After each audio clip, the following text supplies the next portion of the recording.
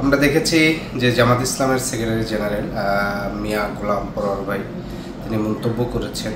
তো সেই প্রেক্ষিতে বিষয়টি হচ্ছে যে রাজনীতিতে একটি দল আরেকটি দলের বাপ হতে চাওয়া কিংবা এই ধরনের বক্তব্য দেওয়া, তিনি সিনিয়র রাজনীতিবিদ, বয়স অভিজ্ঞতা অনেক কিছুতে আমাদের থেকে বড়।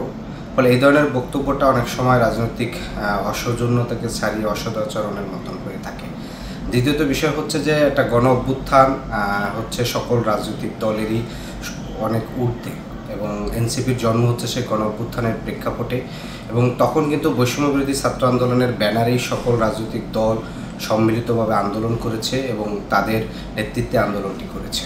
ফলশ্রুতিতে যখন একটি কঠিন সময় ছিল, তখন একটি ব্যানারে আন্দোলন করে পরবর্তীতে সেই ব্যানারের নেতৃত্বকে নিজেদের তাদের অভিভাবকত্ব দাবি করা, এটি আসলে মানানসই নয়। তাই সেই জায়গা থেকে আমরা বলবো যে গণ অভ্যুত্থানই হচ্ছে বরঞ্চ সকল রাজনৈতিক দলের অভিভাবক।